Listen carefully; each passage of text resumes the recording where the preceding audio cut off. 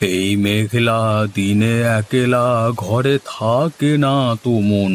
হুম হুম হুম হুম হুম হুম হুম। এই বাদলা দিনের পরিবেশ আমার এত ভালো লাগে।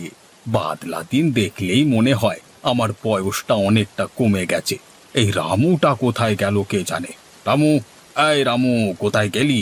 এদিকে আয় দেখি একবার। এই যে যাই বাবু। আমাকে ডাকছিলেন বাবু? হ্যাঁ রে, তোকে ডাকবো না তো কাকে ডাকবো? হ্যাঁ বাবু, বলুন কি বলবেন। বলছি, এই যে এত সুন্দর বাদলা দিন, তা এই বাদলা দিনে ভালো মন্দ কি সব রান্না করছিস? আমাকে একটু শোনা দেখি। ওই তো বাবু, উচ্ছের চচ্চড়ি, ঝিঙে পোস্ত আর আলুর ভর্তা। ইস, এই বাদলা দিনে এসব আবার কোনো তরকারি হলো? তোর মাথায় দেখছি কিছুই নেই রে রামু। তাহলে কি খাবেন বাবু, আপনি বলুন। আজকের দিনে কোথায় একটু গরম গরম মাংসের কারি করবি তা না, কোথায় এসব ছাই পাশ করে বসে আছিস? হ্যাঁ, আপনি মাংস খেতে চাইছেন? তাহলে এখন আমাকে মাংস নিতে আবার বাজারে যেতে হবে। হ্যাঁ, শুধু তুই একা না, আমিও তোর সাথে আজকে বাজারে যাব। আমি নিজের হাতে আজকে খাঁটি টাটকা মাংসের পিস বাছাই করে কিনে আনবো। চল।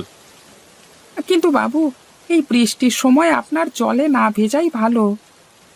জলে ভিজবো কেন রে আহাম্মক, ছাতা মাথায় দিয়ে যাব। চল, তোর সাথে আর কথা বাড়িয়ে লাভ নেই। আমরা এক্ষুনি বাজার থেকে মাংস কিনে আনি। যা যা, তুই ঘর থেকে ছাতা দুটো নিয়ে আয়, যা। ঠিক আছে বাবু, আমি এক্ষুনি যাচ্ছি। আহা, এবছর প্রথম আমি মানকচু চাষ করলাম। এই এলাকায় মানকচু খুব কম চাষ করে।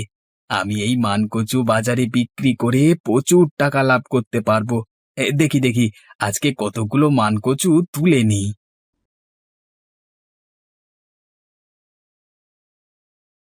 হ্যাঁ গো, বলছি তোমার সাথে কিছু কথা ছিল। রেগে যাবে না তো আবার? আরে রাখবো কেন গিন্নি, তুমি বলো কি বলবে আমাকে। দেখো, মানকচু তো সকল মানুষের সহ্য হয় না। আমি শুনেছি বেশিরভাগ মানুষেরই মানকচু খেলে প্রচণ্ড পরিমাণে গলা চুলকোয়। তাহলে মানকচু কি মানুষের কাছে বিক্রি করা ঠিক হবে? শোনো গিন্নি, মানকচু খাবার একটা নির্দিষ্ট পদ্ধতি আছে। সেই পদ্ধতি অনুযায়ী খেলে গলা চুলকাবে না। তাই নাকি? তা কি সেই পদ্ধতি? মানকচুকে প্রথমে ভালো করে সেদ্ধ করে তারপর সেটিকে ভর্তা করে মেখে নেওয়ার সময় কিছুটা পাতিলেবুর রস মেশাতে হয়। কেউ যদি এই পাতিলেবুর রস মেশাতে ভুল করে তাহলেই তার গলা চুলকাবে নিশ্চিত। কিন্তু গ্রামের অনেক লোকজনই তো এই পদ্ধতি সম্বন্ধে জানে না। তাহলে?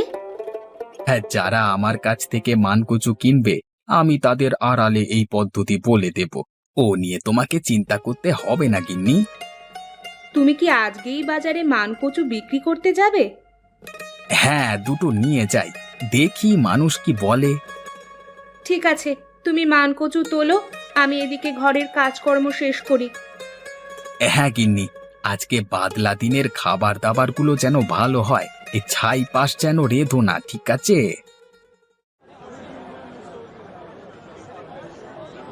মোড়ল মশাই, ওই দিকটায় চলুন, ওখানে ভালো মাংস পাওয়া যায়। ঠিক আছে, তাই চলো, দেখা যাক কেমন ভালো মাংস পাওয়া যায়।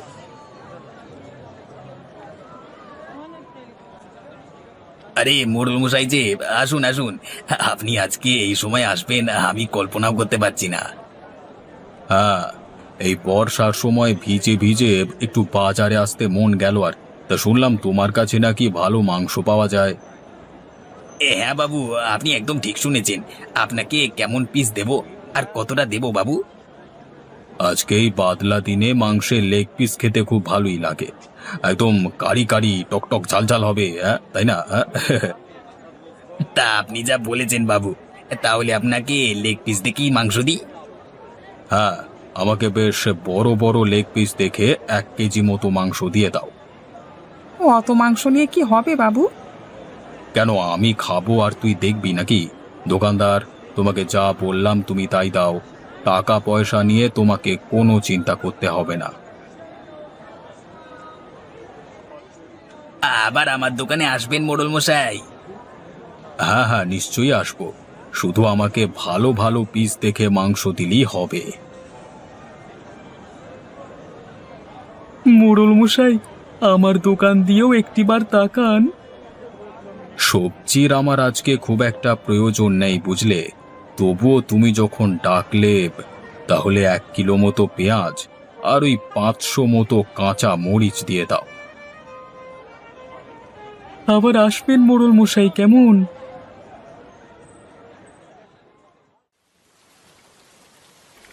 কি গো দিদি, এই বাদলা দিনে কি রান্না বান্না করছো?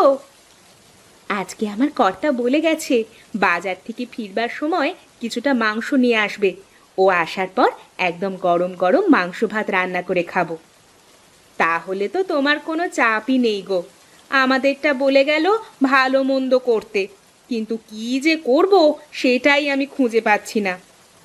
দেখো ভাই, এই বাদলা দিনে সবজি ভাত খেতে একদমই ভালো লাগবে না। যদি কিছু করবার মতো নাই থাকে, তাহলে দুটো চালে ডালে চাপিয়ে দিয়ে খিচুড়ি আর হাঁসের ডিম ভাজা রান্না করো। দেখবে তোমার কর্তাটি তোমার প্রশংসায় পঞ্চমুখ হয়ে উঠবে। তুমি ঠিক বলেছ, আমি বরং সেটাই রান্না করি। আমার খাটনিটাও কম হবে, আর ওকে আমি ভালো একটা জিনিস রান্না করে খাওয়াতেও পারবো। এই যে গিন্নিরা, রাস্তাটা ছেড়ে দাঁড়িয়ে তোমরা গল্প করো না বাপু। এমন করে রাস্তা জুড়ে দাঁড়িয়ে আছো যেন রাস্তাটা তুমি তৈরি করেছো। এত রাস্তা থাকতে আপনি দেখতে পাচ্ছেন না? আপনি ওই দিক দিয়ে চলে যান। মুখে মুখে তর্ক করো না, বড্ড বার বেড়েছ নাকি? বার আমাদের বাড়িনি, আপনি গায়ে পড়ে আমাদের সাথে ঝগড়া করতে আসছেন। আমরা তো বেশ একপাশে দাঁড়িয়ে কথা বলছিলাম। মরণ দশা, সকালবেলায় এসব শকুনমুখীগুলো কেন যে রাস্তায় দাঁড়িয়ে থাকে কে জানে। ইস, এখানে দাঁড়িয়ে থাকা যাবে না।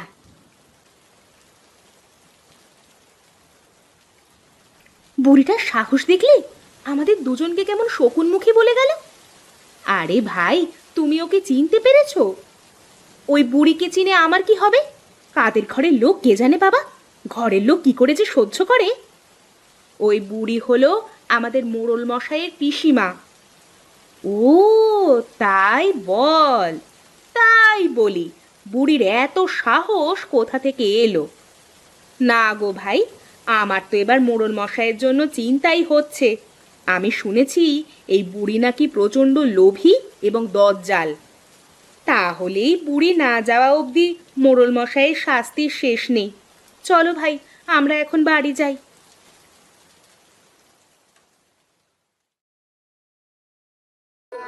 আহা, এই বাদলা দিনে মুরগির লেগ পিস দিয়ে ভাত খাবো ভেবেই আমার জিভে জল চলে আসছে।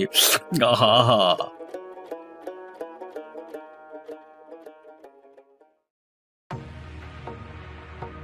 এই রে, কেলো করেছে। পিসিমা আবার এখন কোত্থেকে এলো? এখন কি হবে? কি রে, আমাকে দেখে যে একেবারে ভূত দেখা হয়ে গেলি? একেবারে চোখগুলো ফেরে দাঁড়িয়ে আছিস যে? আরে না না পিসিমা, তুমি যে এই সময় এখানে এসে পৌঁছাবে আমি ভাবতেই পারিনি। মানে কেন, আমাকে দেখে আনন্দিত হসনি বুঝি? আনন্দিত মানে? এই আনন্দ আমি রাখবো কোথায় পিসিমা? তুমি তুমি এই সময় আমার বাড়িতে এসেছো, এই যে একেবারে বিরাট ব্যাপার।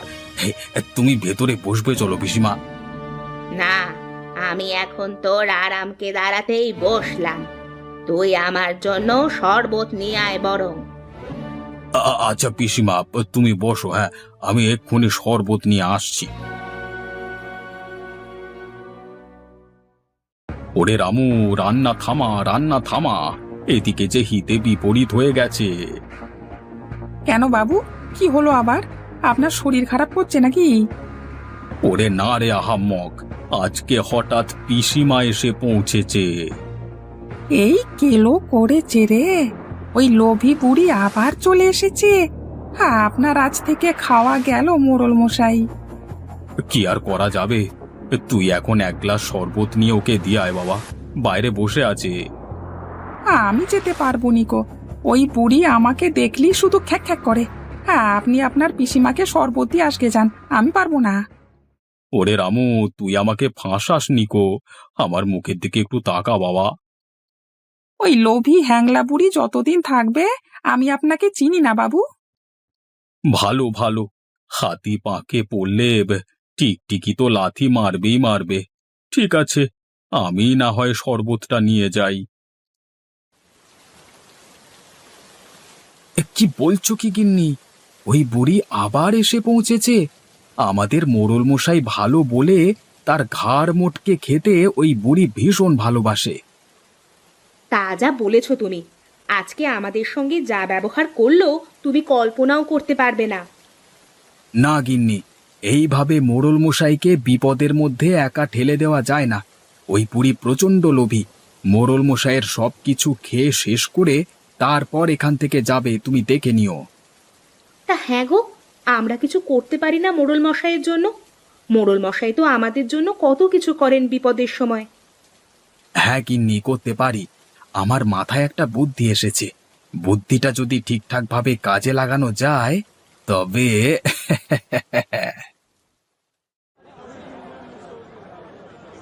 যদি বিপদের হাত থেকে বাঁচতে চাও তবে আমি যেমনটা বললাম তেমনটা করবে। এর অন্যতা হলে কিন্তু তোমাদের বিপদ আরো বাড়বে, ঠিক আছে? না গোপাল, তুমি যেমনটা বললে আমি তেমনটাই করব আজকে। ওই বুড়িকে আমারও দু চোখে সহ্য হয় না। কালকে আমাদের সব মাংস একাই সাবড়ে দিয়েছে। ঠিক আছে, আমি এখন চললাম তবে, কেমন? আজকে বুড়ি দেখবো তোমাকে বাঁচায় কে। এ কি, ওকে কচুর ভর্তা দিসনি কেন? আমাদের মোড়ল মশাই কচু ভর্তা খান না, ডাক্তারের বারণ আছে।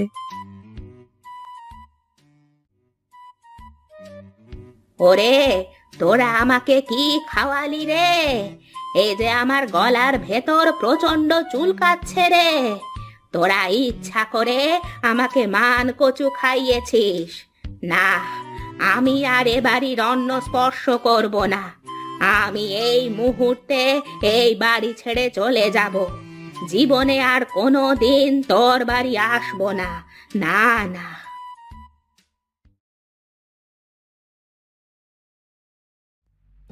রামু, রামু, তুই আমার কাছে আয় বাবা। আজকে তুই যদি না থাকতিস তাহলে আমি যে কি করতাম রে বাবা। আমি না বাবু, আমি না। আজকে গোপাল আমাকে বাজারে এই মানকচুটা দিয়ে বলল যে পাতিলেবু না দিয়ে ওই বুড়িকে মানকচু খাওয়াতে, তাহলেই গলা চুলকাবে। তখনই ওই লোভী বুড়ি বিদেয় হতে বাধ্য হবে।